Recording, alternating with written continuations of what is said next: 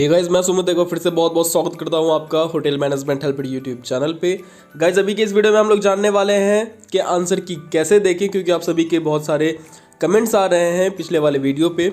और साथ ही साथ जिस भी स्टूडेंट को लगता है कि उन्होंने आंसर करेक्ट किया हुआ है और एनटीए की तरफ से रॉन्ग आंसर दिया गया है ऑफिशियली, तो आप इस चीज़ के लिए क्लेम कर सकते हो, इस चीज़ पे आप चैलेंज कर सकते हो। तो वो चैलेंज कैसे करना है, नहीं करना है, उसमें कितने पैसे लगते हैं, क्या कुछ, ये सब पूरी डिटेल से हम लोग आज के इस वीडियो में जानने वाले हैं। तो विदाउट स्किप किए हुए लास्ट तक आज के इस वीडियो को देखें एंड मैक्सिमम शेयर करें उन सभी स्टूडेंट्स के पास जिन्होंने NCHM का एग्जाम दिया हुआ है अभी 2020 में। और अगर अभी तक आपने सब्सक्राइब नहीं किया हमारे चैनल को, तो चैनल को जरूर सब्सक्राइब कर लें, क्योंकि अभी NCHM से रिलेटेड हर एक लेटेस्ट अपडेट पे वीडियोस आ रही हैं और आगे भी आते रहेंगे। तो एक भी अपडेट आप मिस ना करो। फ्रेंड्स, ये आंसर की का जो भी प्रोसेस है ये कल शाम 5 बजे तक ही होगा, यानी कि 2 सितंबर के शाम 5 बजे तक ही होगा। यहाँ जो स्क्रीन पे आप नोटिस देख रहे हो ये पब्लिक नोटिस है, जिसको एनटीए ने अपने ऑफिशियल वेबसाइट के ऊपर में पब्लिश कर रखा है। गाइज, यहाँ से एक चीज़ क्लियर हो रहा है जो आप लोग बहुत जानना चाह रहे होंगे कि कितने स्टूडेंट ने अभी NCHM JEE 2020 में जो 29 अगस्त 2020 को हुआ था, उसमें कितने स्टूडेंट ने रजिस्टर्ड किया हुआ था और कितने स्टूडेंट अपियर हुए थे। नॉर्मली जो एनटीए का कुछ भी इस तरह से नोटिस होता है किसी अदर एग्जाम के लिए, तो वहाँ पे कितने लोगों ने अपियर किया है और कितने लोगों ने रजिस्टर्ड किया था, ये सब कुछ क्लियर होता है। लेकिन अभी यहाँ पे सिर्फ कितने लोगों ने रजिस्टर्ड किया है वही दिया गया है। तो टोटल 32,603 कैंडिडेट्स ने रजिस्टर्ड किया हुआ था। अब कितने लोगों ने अपियर किया है, कितने स्टूडेंट अपियर हुए थे एग्जाम में 29 तारीख को, वो अभी तक क्लियर यहाँ पे नहीं है। तो चलो अब जानते हैं कि कैसे देखेंगे आंसर की जानने के लिए सबसे पहले हम लोगों ने एनटीए के ऑफिशियल वेबसाइट के ऊपर में आ जाना है। इस वेबसाइट का लिंक आपको नीचे डिस्क्रिप्शन बॉक्स में मिल जाएगा, तो आप वहां से डायरेक्टली एनटीए के वेबसाइट पे आ सकते हो। वेबसाइट पे आने के बाद सिंपली आपको अपना एप्लीकेशन नंबर और पासवर्ड डाल करके लॉगिन कर लेना है। आप एप्लीकेशन नंबर, पासवर्ड या एप्लीकेशन नंबर और डेट ऑफ बर्थ दे करके भी आप सिंपली साइन इन कर सकते हो। तो साइन इन करने के बाद यहाँ आपको इस तरह से एक इंटरफेस खुल के आ जाता है। अब यहाँ पे आपको थोड़ा सा स्क्रॉल डाउन करना है। स्क्रॉल डाउन करते ही यहाँ नीचे 2 ऑप्शन मिल जाते हैं आपको। पहला है व्यू क्वेश्चन पेपर और दूसरा है click to view / challenge answer key. तो इन दोनों को ही सबसे पहले हम लोगों ने अलग अलग टैब में ओपन कर लेना है। देखो, ये सारा प्रोसेस मैं अभी लैपटॉप से बता रहा हूँ, आप अपने एंड्रॉयड फ़ोन से भी कर सकते हो। सिंपली आपको उसमें करना क्या है, जैसे ही आप ये दोनों ऑप्शन का लिंक आप खोलते हो, तो यहाँ मैं लिंक से ही कर लूँगा, लेकिन अगर आप फ़ोन में खोलते हो तो आप उसको पहले PDF कर लेना। ऑप्शन आ जाएगा आपको, प्रिंट पे जाओगे तो प्रिंट पे क्लिक करते ही आपको सेव एज PDF का ऑप्शन आएगा, तो आप PDF बना लेना पहले।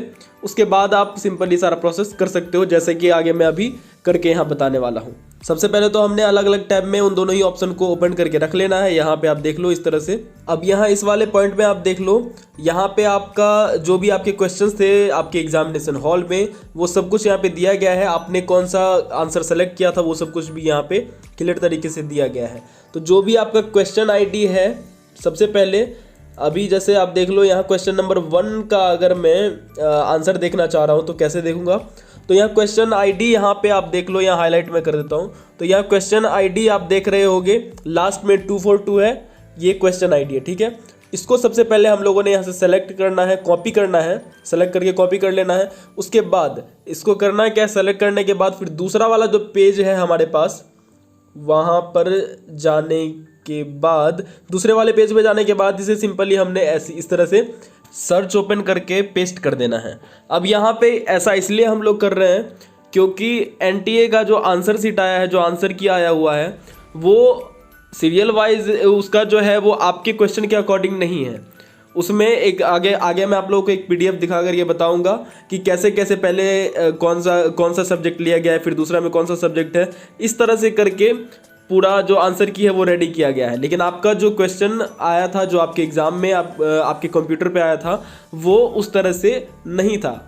आपका जो क्वेश्चन था उसको कई सेट में डिवाइड किया गया होता है। जैसे कि आपका जो कंप्यूटर है, जिस सीट पे आप बैठे हो, आपके कंप्यूटर में कुछ और क्वेश्चन होगा, आपके कंप्यूटर में 1 नंबर में जो क्वेश्चन होगा वो आपके सामने वाले के कंप्यूटर में 5 नंबर में होगा, या 2 नंबर में होगा, या 3 नंबर में होगा। मीन्स सभी का क्वेश्चन पैटर्न जो है वो अलग अलग होता है। क्वेश्चन सेम ही होता है सारा, लेकिन उसका जो सीरियल नंबर होता है वो डिफरेंट होता है।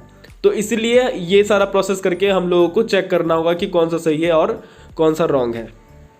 तो थोड़ा सा दिमाग ज़रूर यहाँ पे लगाना है। लेकिन काम जो है वो इजी हो जाता है। थोड़ा सा टाइम ज़रूर लगेगा आपका, थोड़ा सा दिमाग ज़रूर खर्च होगा यहाँ पे, लेकिन चलो करते हैं आगे। अब इसी तरह से क्या है कि आप जैसे यहाँ पे पेस्ट करोगे, सर्च करके आप जैसे यहाँ पे पेस्ट करते हो तो जो आपका ये नंबर है ये यहाँ आप देखो यहाँ शो होने लगेगा। तो इस स्टूडेंट के क्वेश्चन नंबर 1 का जो क्वेश्चन आईडी है उसको मैं यहाँ पे आंसर की पे अगर पेस्ट कर रहा हूँ तो ये आप यहाँ देखो इसके सीरियल नंबर 14 में होकर के शो हो रहा है। आप गौर से वीडियो को पॉज करके आप ध्यान से भी देख सकते हो।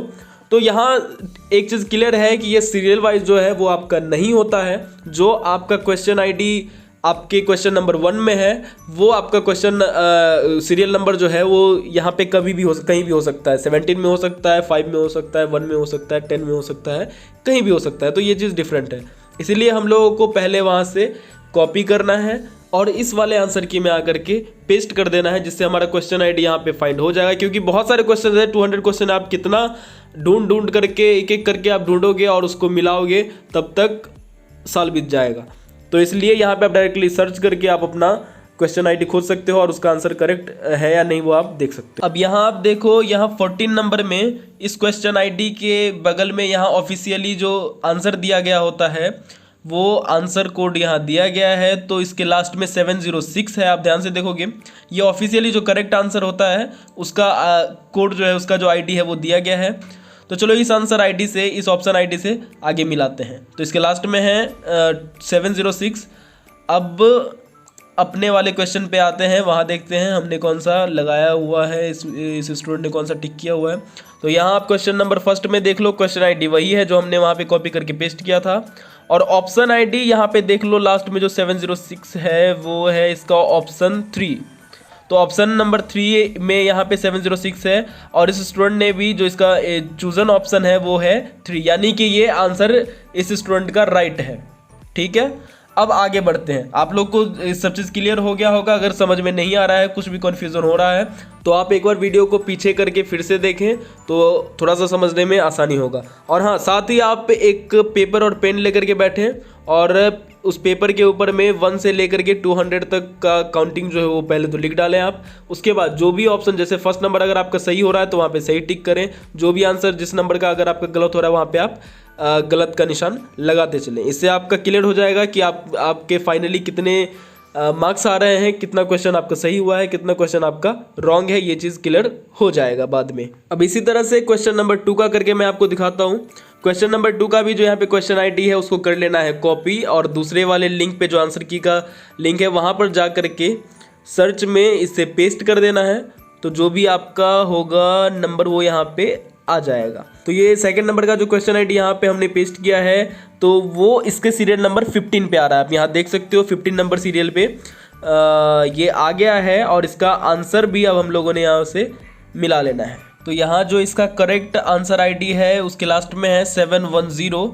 अब देखते हैं 710 है या नहीं यहाँ। तो यहाँ पे क्वेश्चन नंबर 2 में हम लोग देखेंगे 710 कहाँ है। तो 710 यहाँ पे 3 नंबर ऑप्शन में शो कर रहा है और इस स्टूडेंट ने भी यहाँ पे 3 नंबर ऑप्शन ही आंसर टिक करके आया था वहाँ एग्जाम में। तो ये आंसर भी इनका सही है। इसी तरह से आगे मैं 1-2 और आपको करके बताता हूँ तो आपको थोड़ा सा समझ में आ जाएगा क्लियर तरीके से। तो आप ध्यान से देखें, कुछ और ऑप्शन में यहाँ पे क्लिक करके आपको बताता हूँ। अब इस तरह से आंसर की मिला लेने के बाद जो भी स्टूडेंट को लगे कि उनका आंसर सही है और एनटीए वालों ने ऑफिशियली गलत आंसर दिया हुआ है तो आप यहाँ पे चैलेंज कर सकते हो। चैलेंज आप तभी करो जब आप पूरा एकदम डैम श्योर हो कि नहीं मैं सही हूँ और एनटीए गलत है, तभी आप चैलेंज करो, नहीं तो इसमें घाटा आपका ही। अब कैसे घाटा है वो मैं अभी आपको आगे बताता हूँ। तो यहाँ सबसे पहले procedure for challenge of answer की, इस चीज़ को अच्छे से आप समझ लो। सबसे पहले तो आपको वेबसाइट पे जाना है, ये सब कुछ हम लोगों को अच्छी तरह से पता है। अब यहाँ नीचे आप देख लो ये 5 नंबर पॉइंट, जैसा कि मैंने पहले भी बताया था कि क्वेश्चन आपके तरीके से नहीं, आपके क्वेश्चन के तरीके से नहीं, एनटीए ने अपने तरीके से डाला हुआ है आंसर की में। तो पहला जो है वो 30 क्वेश्चन आपका न्यूमेरिकल एबिलिटी है, दूसरे में 30 क्वेश्चन है आपका रीजनिंग दिया गया है, और तीसरा है 30 क्वेश्चन जनरल नॉलेज का। 4th नंबर पे है 60 क्वेश्चन इंग्लिश लैंग्वेज है, और 5 नंबर पे है 50 क्वेश्चन, ये है सर्विस सेक्टर से लिया गया है। तो इसी तरह से आपका जो आंसर की है वो रेडी है।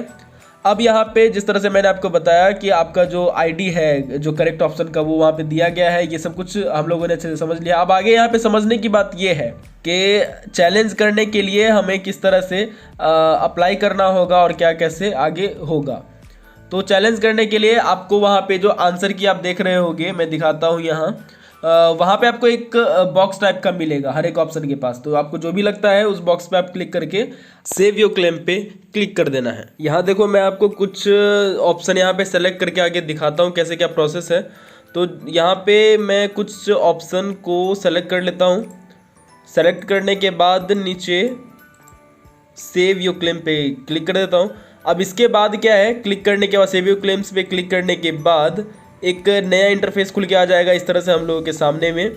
यहाँ पे होगा आपने जितने क्वेश्चन आईडी आपने सेलेक्ट किए हुए हैं, जितने ऑप्शन को आपने सेलेक्ट किया है वो यहाँ पे आ जाएगा।